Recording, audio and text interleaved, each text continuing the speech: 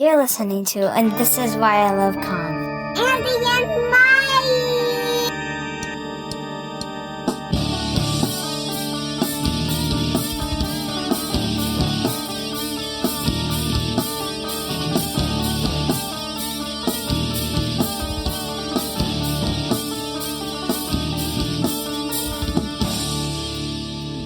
And even John Byrne couldn't save it. And welcome to another episode of This Is Why I Love Comics. I'm Andy. We're just chatting away here. This is season 6, and so welcome to season 6. Lots of good plans ahead, all on the road to 100. We can't believe it, and This Is Why I Love Comics is on the road to episode 100. And to celebrate this milestone, we're giving you a chance to win some awesome comic prizes. We're putting together a killer prize pack with at least 5 trade paperbacks and 1 signed item by comic pro Adam Hughes. And we pay for it all. Starting now, just let us know you're out there. Every time you interact with us, you get an entry. Comment on a post, send us an email or message. Tag us or mention us online in a different chat. You can even text us. Every single time counts as another entry. And if you leave us a review, that's worth 5 entries all by itself. The big drawing happens when we drop episode 100 later this upcoming year, so don't wait. Let Andy and Mike know you are out there. Start commenting, messaging, and spreading the comic love now. There was a really interesting snippet I came across, and it's one of the reasons why I like manga, and I'm going to check your opinion on this to see if you agree, disagree, or kind of see what they're intending to by this statement. But like one of the reasons why manga is outdoing U.S. comics by gigantic leaps. I mean, it's one of those things where, you know, that pie chart now just shows slivers that Marvel and DC occupy. And then manga fills up the rest of the pie, you know. And they were saying that it had to do with you don't need all the lore in order to understand the manga. Whereas Marvel and DC, it's like, you know, we just got done reading that Virtue and Vice. If you didn't know that our man needs a pill that gives him his strength for an hour, or... After that, you need to see a doctor. Yeah, if it lasts longer than that, there might be some other side effects. You know, it's like if you don't know that, then those characters, it's impossible to jump in and understand the importance of this. And it's like they're also pulling into lore from World War II. Now, how long ago was that? You know, it's like, you know, Wildcat. They didn't explain who Wildcat was at all in that book. If you were around in World War II, Wildcat was a character that was, you know, a part of the society or whatever. You know, like, I don't know if he was necessarily that far back, but you get the idea. He was the boxer. Yeah, and you're just like, oh, why are these characters not as super powered as the current superheroes were? And so it was just too much baggage. And that was one of the things that I was saying, that manga, while they have tons of books that go on for decades, like One Piece has been going nonstop since the 90s or whatever, but 1,000+ volumes. You don't need to know what's going on in any other manga in order to follow One Piece. You don't have to go like, what happened in, you know, this issue of Secret Wars or Secret One Piece or Crisis on Infinite One Pieces, or the offshoot of one of the characters from One Piece has a spin-off title, and what's happening in that book. It's like, nope, you just read this one and you're good. I thought that was an interesting insight. Yeah, I was going to say, there's a lot of books that seem to go on forever in manga, and I don't know, that it seems to me like the reason I don't get into it is all the lore and stuff. My number 3 son is trying to get me into a couple different things. JoJo Circus and Death Note. I think it was Death Note was the other one. And don't tell him this, but it's a little confusing. And so confusing that it's like all the it would be a bizarre adventure. Yeah, JoJo's Bizarre Adventure things. It's just so many characters, and they kind of look similar. And while I think the art is great, I also don't think it tells a story the way American comics do, like the panel work.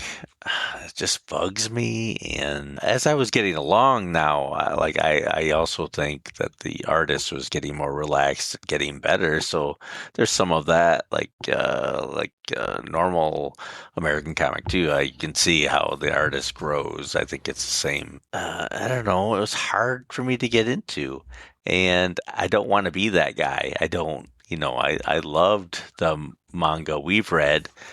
Insert that manga here. And I have not started Death Note yet, but I did read JoJo's Bizarre Adventure, which forgot the name of it, of course. I don't know if I like it, and he loves it. But what's nice is that he doesn't have to worry about, with JoJo's, there's no 10 other titles he has to get in order to understand the one title that he was really interested in. Remember the Triangle era of Superman, where it's like you had to get all 4 Superman titles in order to follow the continuity that was in there. And I did. And it's like, whoo, But I also love that part. Like that, to me, was I have every book I need to see Superman's adventures. And if I get 4 a month, that's 1 a week. That's, I think back then was $1.50 maybe. Yeah, a little bit more reasonable. You're talking $9. Wait, do my math again. $1.50. That's $6, and I got Superman every week for a month. Yeah, and they happened to actually be pretty good back then too. At least in my memory. I haven't. Yeah, Jurgens and Bogdanov or Bogdanov, whatever. And each writer brought something different. Each book one focused on Clark Kent more, one focused on Superman's Kryptonian stuff, one focused, they all tried to be a little different. So, I mean, they all told a story while weaving it continuity together, and I just kind of like that. Like that's more what I enjoy, or at least I did back then. I'm not sure I have the patience to now. Like I'll just wait for the trade, but even if I saw it all in back issues, I'd be going, maybe I need a second copy of these are so good. That is good though. I mean, there's that fond memories of it. I remember getting a giant poster of which one's the real Superman, and we got it signed by Mike Carlin and all the other people that were involved in the death of Superman and the 4 replacement Supermans.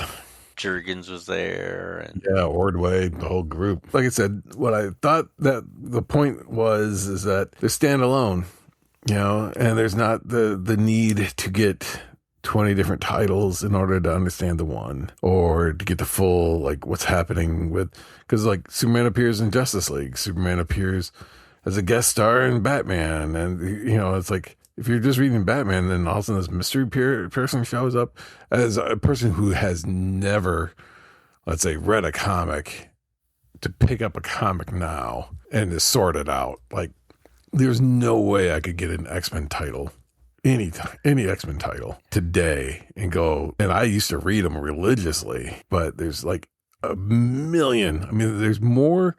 The population of mutants exceeded the population of humanity on Earth, on our Earth. It's there's over 8 billion mutants in the Marvel universe. There's just no point.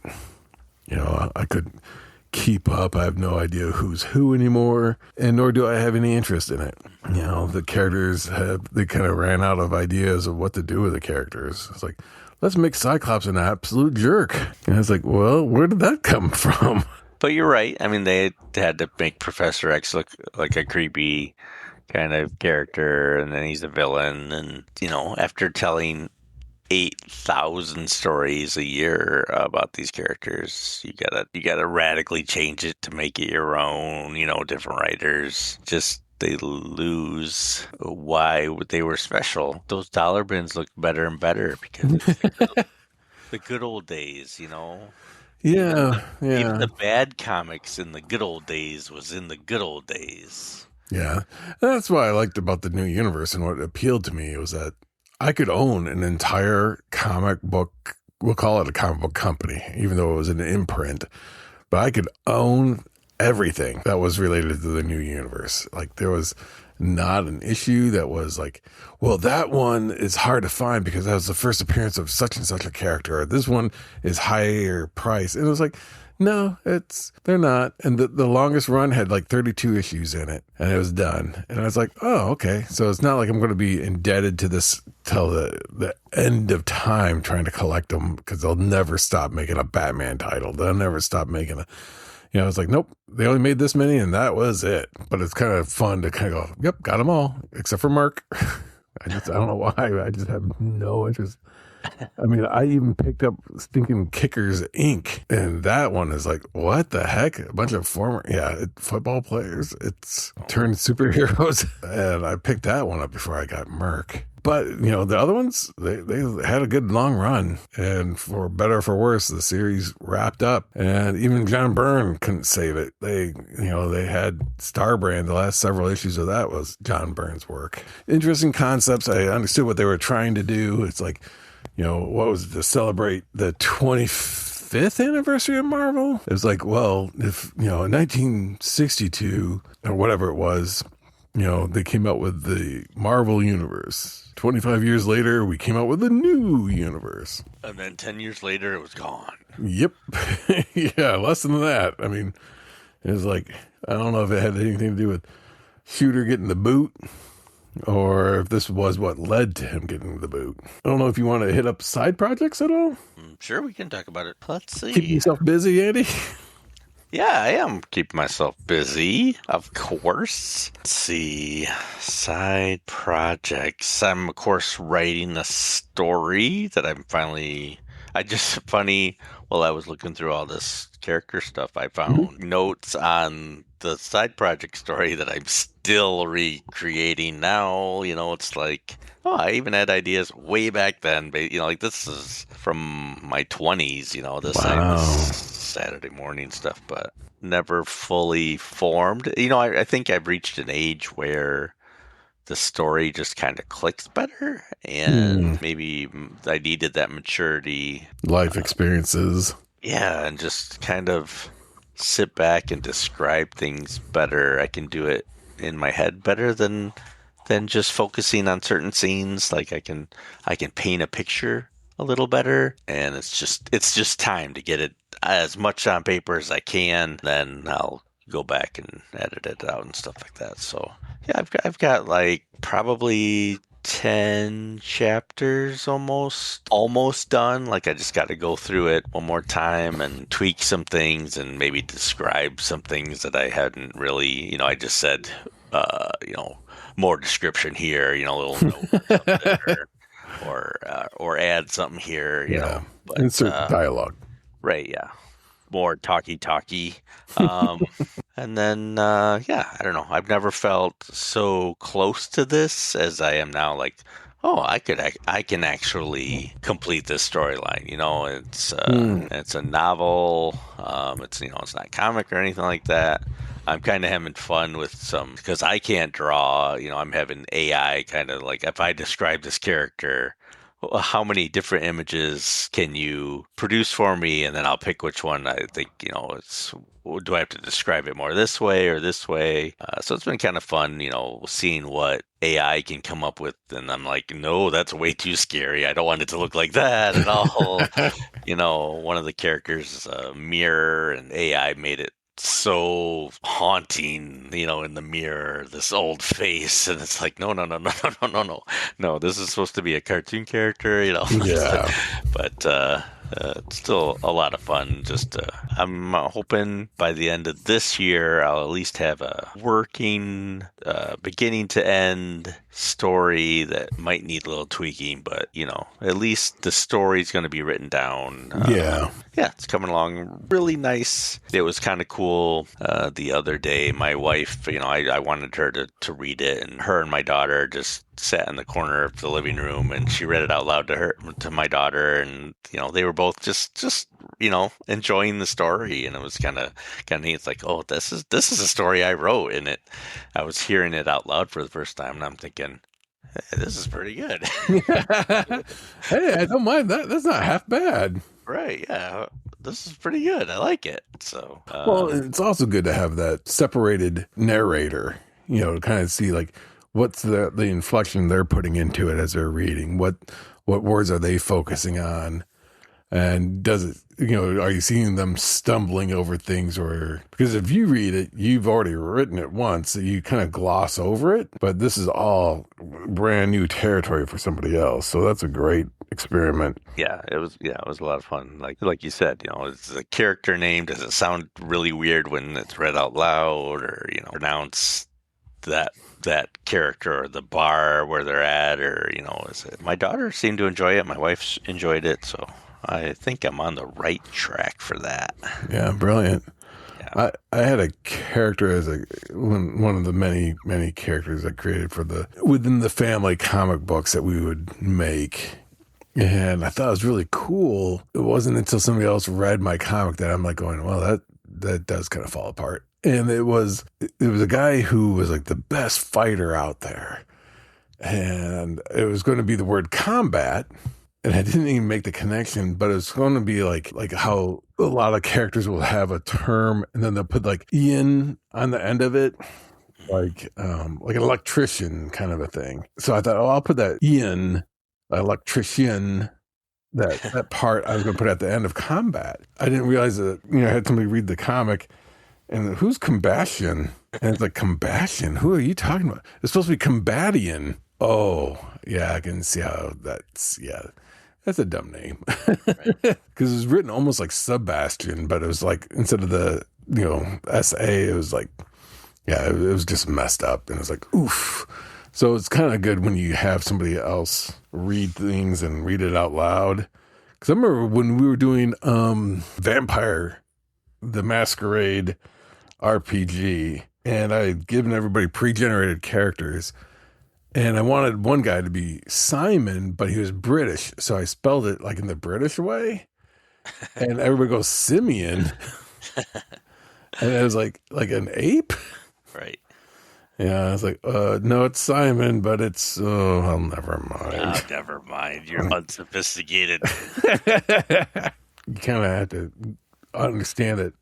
Once you release it, it's out there for other people to interpret. And you kind of have to make sure that everything's squared up enough to let the masses enjoy, but at the same point, not be befuddled because you're trying to throw something in there and it just doesn't land. Because it's like, well, I worded it this way. And it's like, oh, yeah, that does kind of come across confusing. I guess, yeah, you're right. So you're thinking by the end of the year, you'd have, how many chapters do you feel like it's going to have by the end? Probably, they're like each chapter's kind of 4 pages, 3, 4, Okay. There'll be a couple, longer event kind of thing. But I don't know, like 40 different little chapters. Well, I mean, I'm gunning for like 200 pages. We'll see from there.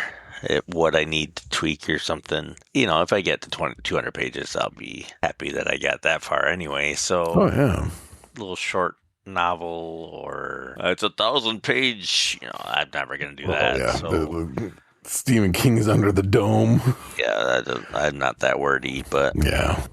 I just, as long as it keeps flowing, I'll keep writing it. It's kind of nice that you kind of return to roots, if you would, and kind of resurrected something. That was one of the things, again, going back to the internal comics, the comic book I drew when I was in elementary school, I think in first grade, had a character called Phantom. There was some other, it made no sense, poorly, it was just line paper drawings that had no story, went nowhere. It was the mind of a first grader, but I was introducing Phantom, and then I just drew the character 5 times. That was the issue. Went back to that decade later. I mean, I'm in maybe not a decade, but I'm in like middle school, and went back and revisited the character, and it's like, well, let's spin this up a little bit. And then that character wound up becoming one of my favorite characters, even into adulthood. When my brother and I and some other friends that kind of pitched in, just did a series of comic covers with a plot synopsis. So none of us had time to draw full comics, but we could do a cover at least and then describe what happened within that issue. It was a great series, but it was kind of nice to just kind of come back to the roots and finding something that you had done, putting a more mature, mature as in like, ooh, hey, but more of a, wise outlook and update and upgrade. Kind of like, the Alan Moore took all the Watchmen characters that were Charlton and said, well, what would this really look like? I wrote a few chapters of it, and I always just hated how it started. And I knew, like, early on that's the way I wrote it. Like, that's how I imagined it. And it's like, I hate it, but I have to write it on this paper to get it out. Like, I just have to, this is how I see this story start. It's a stupid little gimmick. I think it was a board game kind of Monopoly thing, but I just had to write it down and then know that I didn't like it, and then eventually come back to it and go, okay, I know what I meant to do on this, but it didn't have to do. I just wasn't mature enough to write it at the time, and letting it sit, percolate in my head. I have the main plot all written in my head out, and although, even looking back at it now, I've changed a few little ideas and stuff like that, but only for the better, of course. Just, added some like secondary characters that flesh out some of the important themes and stuff. Yeah, I just think I'm ready to do this. And at the end of the year, I'll be going, no, I wasn't ready to do this. What did I think? What was I thinking? But no, I have a chance to get pretty far into this project. Not going to edit it. I'm just going to add it. This storyline, I have it all plotted out and have had it plotted out for decades. For the most part, it stays the same. There's a few twists that I've rethought of, and sometimes you have to exercise those demons, kind of a thing. So it's been living in my head. I need to just get it out there and be done. Now I can move on to something else. Not that you've hit any, but like if you get a writer's block, do you have like a strategy in mind as to like how to get around it, or you have something else to kind of like I busy myself over here until I can get back to it?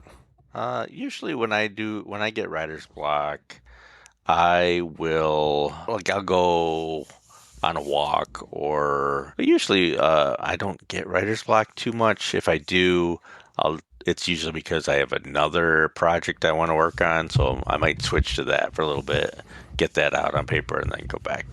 Gaming mentality where I'm playing one game, but I want to write and do another game while I'm doing this one game, and so I get bored with the game I'm currently doing, and then I want to do this game, but then everybody wants to play the other game, and so yeah. Now, are you writing it in kind of chronological order, or are you kind of jumping? I'm mostly writing it in chronological order.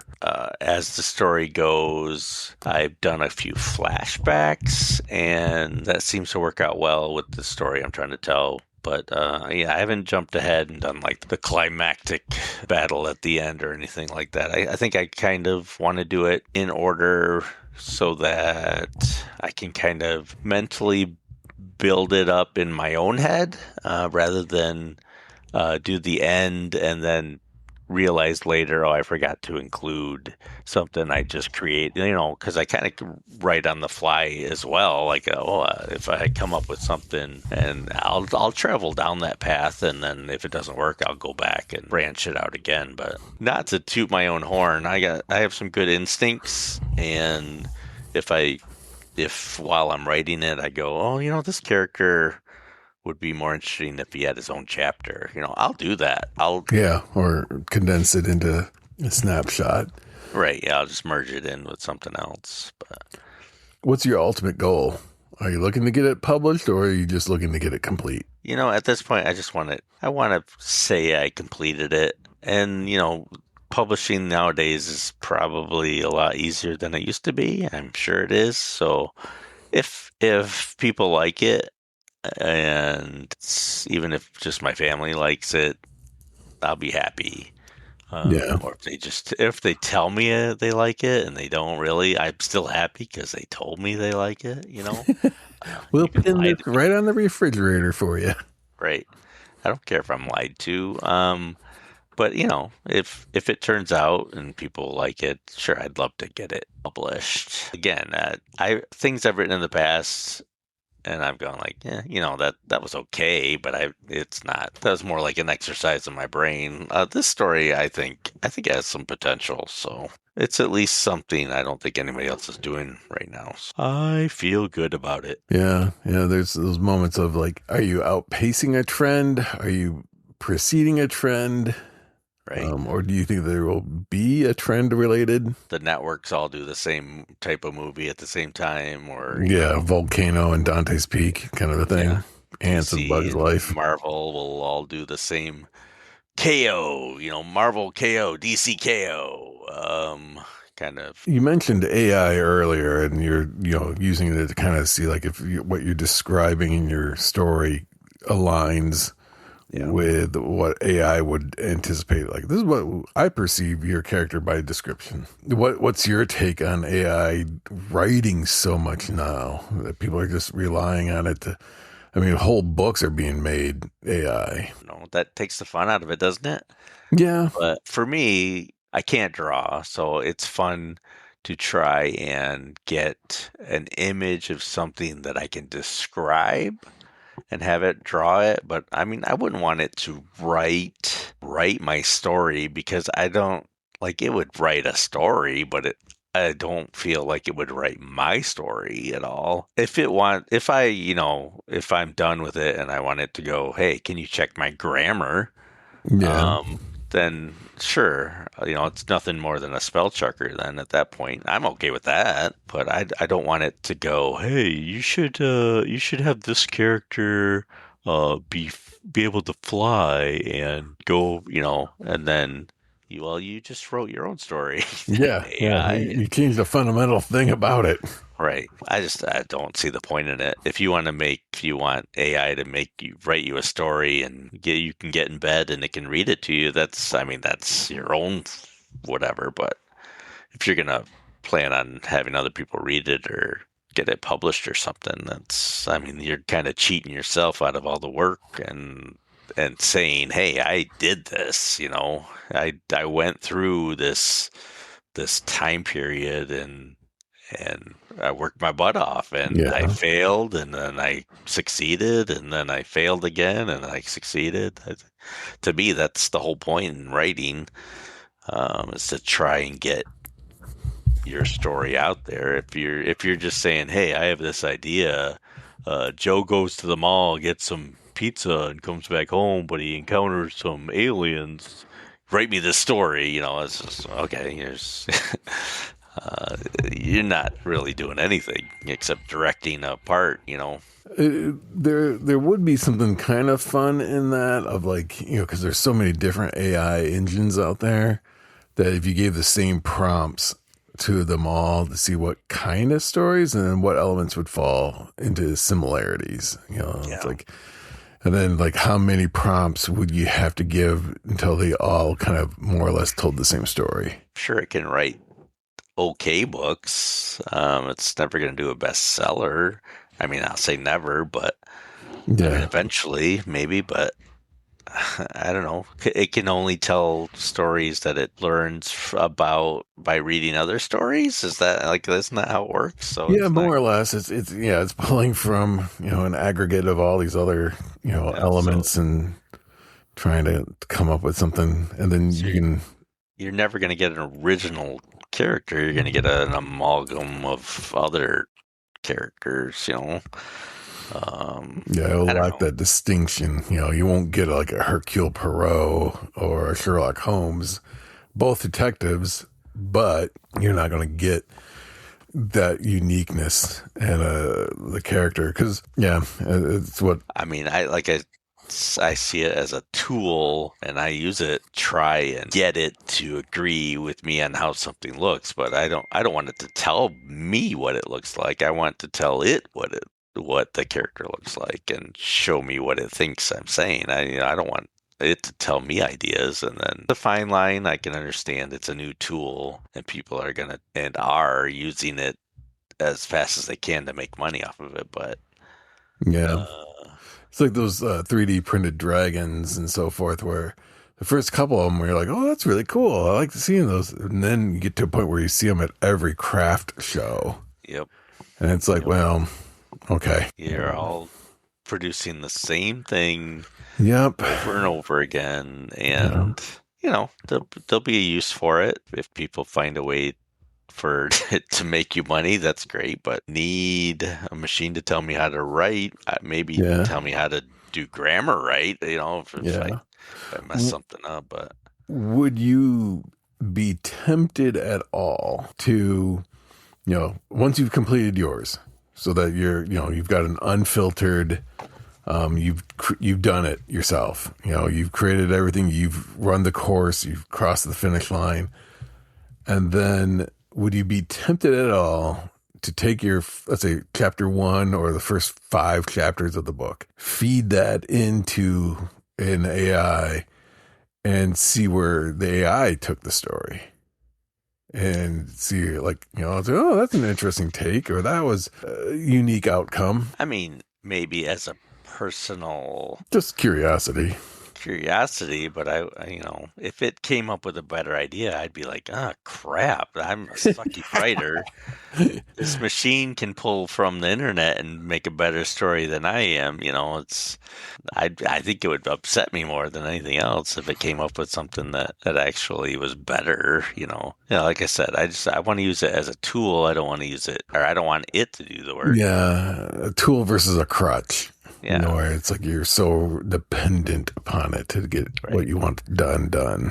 Like if I have it published and I didn't really write it, I want to feel the accomplishment, you know, more than anything. I don't want to say, yeah, I wrote it, and then really tool wrote it for me. That just seems like why even bother then, you know? Yeah.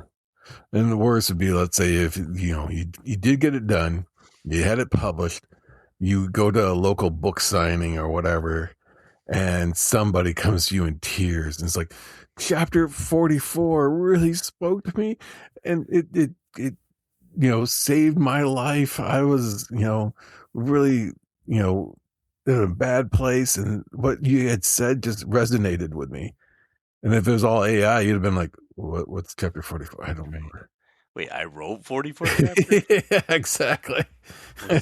What was that one about? Can you remind me again? What did I say? Let me look and see what that one was about. I remember going and to like a Harlan Ellison reading. Back when you were a hipster? Yeah. Yeah. That was just like communing with nature, man. No, but he was a beret. Really, yeah. And I was just snapping my fingers like, cool, daddy-o, cool. He was reading one of his short stories, and then there was like a Q&A afterwards, and somebody, was like, where do your ideas come from? And you could just see it in his face. Like, I hear that question every single time I opened the floor to questions. And it's like, I mean, he just let the person that said it have it. Harlan Ellison didn't have much of a filter. Now, we're going to get to a point where people are going to say, like, wow, that's where do you get your ideas? And it's like, it's all AI. Right. I decided to use Grok instead of Copilot or whatever, Yeah. And it's I mean, just like images now, it's like, how do you know eventually what was AI, what wasn't? Like, you're not going to be able to. It's going to be so hard to find details that will clue you in, as it gets smarter. Yeah. It's just, you don't know what to trust anymore.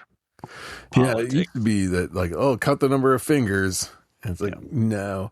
And I mean, as much as the Terminator was, a work of fiction, and it was like, yeah, we could tell, these were robots, and then the robots got more sophisticated, and they got more sophisticated, and then they got flesh on the robots, and we have to use dogs now to detect, Right. Right. whether or not they're a robot. And it's like, we had gone from, well, look at it's got like 9 fingers on one hand. It's got 4 elbows on one arm. It's like, or the foot blends in with the grass. There's not really, things aren't clearly defined to like now. It's like, it's gotten past quite a few of those issues. Yeah. And it's actually generating pretty convincing stuff. I've been watching some AI Star Wars movies that people are putting out, and some of them in the last week or two have been like, wow, that's actually that's better than they used on the movies. Yeah. That's pretty close, and they got the skin texture right and the lighting. And the voices is coming better, and the movement. It's like, oh, that's really close to Mark Hamill. Like, that'd be hard not to say he was involved. It's getting kind of scary out there. Yeah. Well, I mean, going back to comic books, how long ago was American Flag, Howard Chaykin's American Flag? Early 80s. Yeah, and that whole point was that he was like a movie star, and then they wound up like going, yeah, we got enough data, more or less, of you that we don't need you as an actor anymore. We've got a virtual replacement. So he went into this other line of his life. Plexus. Yeah. And it's like, that was in the 80s, and now here we are. I mean, they're bringing back dead actors, and they're integrating, all this other stuff. James Earl Jones said, yes, put my voice into, AI, I authorize that to happen. And it's right, like, yeah. Oof. It only needs a few lines, if that, of your own speech pattern to be able to replicate you with an AI. Right. Well, even like one of the podcast features I saw on one site was replicate your voice, so you can do certain things, and you can just type it in and it'll say it for you in your own voice. I'm like, no. Yeah. No. I mean, it would be kind of interesting because, I mean, I can't carry a note worth nothing. I never had an interest in singing. We have a karaoke machine down in the basement, and my daughter loves it. I'll belt out a sound.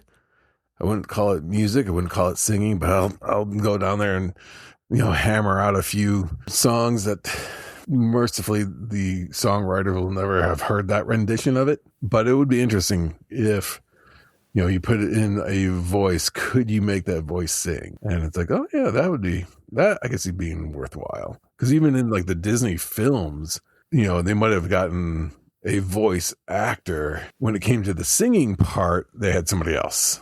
Right. Like Aladdin had a different person singing, I believe. And I know that Robbie Benson, Bobby. Robbie Benson. Yeah, he did the Beast in Beauty and the Beast, but he didn't do any of the musical components of it. All right. Well, if you have opinions, we are older, ornerier, and opinionated. Let us know.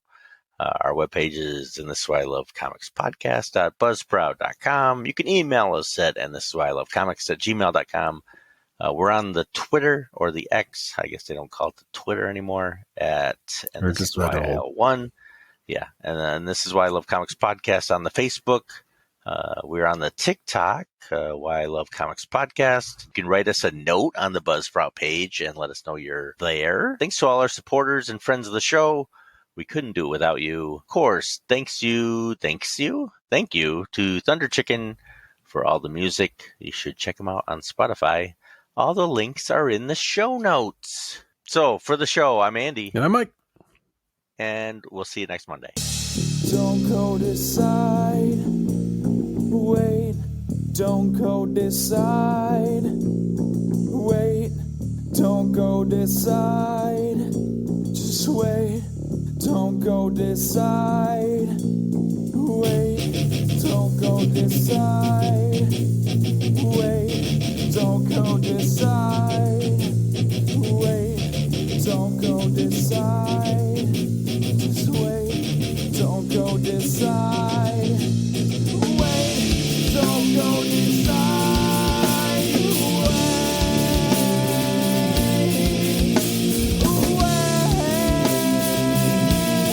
But first, I want to talk about